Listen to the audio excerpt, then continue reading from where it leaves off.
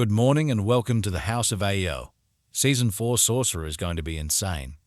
With all the changes coming in Season 4, it will make so many more builds viable that were just subpar before. I'm most excited about Frozen Orb though, and with the new unique amulet, I think this one is going to be fun. Let's get started with the skill tree. Of course, you'll need 2 points into a basic skill, any will do. Then we'll put 5 points into Frozen Orb out to enhanced and finally to greater to make mobs vulnerable. Now here's where it gets interesting. Normally we'd go in the defensive skills and tell you that we need as many as possible, but not this season, and here's why. The aspect of tenuous destruction, this gives up to 40% damage bonus when you have no defensive skill on your action bar. We are going to put 1 point in Frost Nova, but we aren't adding it to our action bar.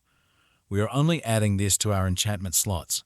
In the defensives, we are going to skip Elemental Attunement as we have no active defensives, but we will take 3 points in Glass Cannon. For our Conjurations, we are going to take 3 in Precision as we want Lucky Hit. 5 points into Hydra to do as much damage as possible, and then into Enhanced and finally into Summon to apply some burning. Conjurations are classified as Companions, and the new update states, Companions now receive 100% of player attributes. This includes crit chance, crit damage, lucky hit, etc. 1 point into Ice Blades and take it out to summon to reduce cooldowns on Ice Blades and Lightning Spear. 1 point into Lightning Spear, then out to Invoked. Both of these will also be making everything vulnerable, and with Lightning Spears flying all over the map, they'll be stunned as well. Then 3 points into Conjuration Mastery, so we benefit from all those extra conjurations. 1 into Align the Elements and 3 into Mana Shield. We are also going to put 3 into Protection, and here's why. Ice Blades and Lightning Spear are cooldowns, i.e., they give us a barrier. The Evade from Oculus teleports us randomly, but that Evade also triggers Protection, which gives us a barrier, and we'll be resetting Evade cooldowns and Evade charges very frequently, so we'll have plenty of protection. The part that is unclear is whether the free cast of Icy Blades and Lightning Spear from the new unique amulet will trigger Protection. If it does, then we'll have absolute 100% uptime on barriers. Since we'll still have barriers, we'll put 2 points in Icy Veil to make them last longer. 1 point into Inner Flames and 3 into Devouring Blaze. Then 3 points into all the cold passives under the ultimates. Now here's where we aren't quite sure which way to go yet. I'm going to start with Avalanche for the damage bonus and free Frozen Orb casts. If that doesn't pan out, I'll move to Shatter, because with the new changes, enemies don't need to die to trigger bonus damage. Enchantments. Slot 1 will put Frozen Orb. Extra Frozen Orbs making more Conjurations. Slot 2. This one is debatable, but Frost Nova sounds like fun. Your Conjuration skills have up to a 35% chance to unleash Frost Nova when hitting enemies, and with the sheer amount of Conjurations we'll have all over the map, we'll be hard-pressed not to have frozen enemies, which kind of makes me lean towards Shatter, but we'll see. Now let's talk gear. Of course, Harlequin Crest will be best in slot, but that's going to take a while to get, so for now any helmet with damage and damage reduction on it will work. Ever-Living is probably the best option for our aspect. We can't make bosses crowd-controlled, but we can make them vulnerable. Of course, Godslayer will work equally as well. For our chest armor, we want damage, damage reduction, all stats, and then add Juggernaut. The cooldown on Evade won't matter as we'll be resetting it fast with the Oculus. On our gloves, we want attack speed, crit strike chance, and damage. Then we'll put the new aspect of Tenuous Destruction on them. This gives up to 40% increased damage, while we have no defensive skills on our action bar. Because we are running Oculus, we could substitute Conceited here just as easily, which would be a nice damage boost. For pants, Tybalt's Will or any other pant with damage reduction and damage in all stats. Disobedience would work nicely here as well. SU's Heirloom is always best in slot for our boots and are fairly easy to get. Our weapon will be the Oculus. Get this as soon as possible as it will make this build shine. Our amulet, of course, will the new Fractured Winterglass. This is the new unique for Sork. It adds vulnerable damage, non-physical damage, cooldown reduction, and ranks in Conjuration Mastery, but unfortunately no movement speed.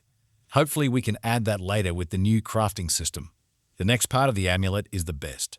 Casting Frozen Orb has up to a 50% chance to spawn a random conjuration when it explodes.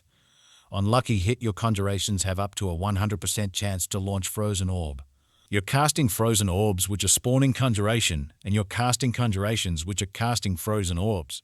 This looks to be just insane. In the campfire chat, they showed a short clip of it working. It starts slow, but ramps up quickly with the spawning. Our first ring will be Tal Rashes, which is always a winner for the 45% multiplicative damage. In our second ring slot, I'm thinking of adding the Serpentine aspect to give us another Hydra. With the upgrade to Hydra giving us 2 with a skill, we'll be able to add 1 from this aspect. These 3+ extra Hydras from the new unique amulet is going to be fun. On our offhand, we'll go with all stats, crit strike chance, resource cost reduction, and the aspect of Frozen Orbit. All those wonderful Frozen Orbs will be exploding 3 times. Why is that important? The amulet states that Frozen Orb has a 50% chance to spawn conjurations when it explodes. That puts us at almost a 150% chance to spawn conjurations. Now let's quickly go over the Paragon Boards. I went through this as well as I could for now. They have made some changes to glyphs, but I still feel like these are the best option. I went with a 7-board setup this time. On our first board, we'll use the Elementalist glyph. Our second board is Enchantment Master with a reinforced glyph. Make sure to get the 2 rare nodes shown, as they add a ton of non-physical damage and damage vs elites. The third board is Elemental Summoner with the Conjurer glyph. I'm sure you've seen Thai's glyph before, but never used it. This is going to make those conjurations last longer and hit harder, and grabbing the legendary node reduces cooldown and mana cost as well as boosting damage. Then grab the Swift rare node on the way out for a little extra attack speed. Our fourth board will be Icefall with Enchanter as the glyph.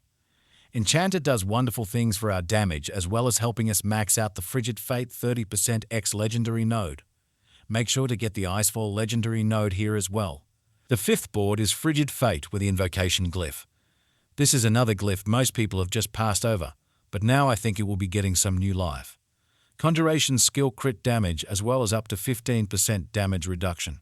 Our sixth board is Ceaseless Conduit for our Destruction glyph, and then on to our seventh and final board, which is Searing Heat with the Exploit glyph. I want to see how squishy we are, but I may substitute Territorial somewhere in here if it seems like we need more survivability. The playstyle is pretty easy. Lead with Hydra to see where the mobs are, then toss out Ice Blades and Lightning Spear, then just start letting go with Frozen Orbs and watch the fun happen. Use Evade when things get too close or you feel you need a barrier. That's it for this build. It will be interesting to see what the seasonal theme is and how we can incorporate it into the build. But I honestly believe this will be S tier for Sorcerers. Hopefully this gives you an idea of how to start building this new variation of Sorcerer. If you found any of this information useful, please hit that like button and subscribe to the channel. As always, fare thee well and happy gaming.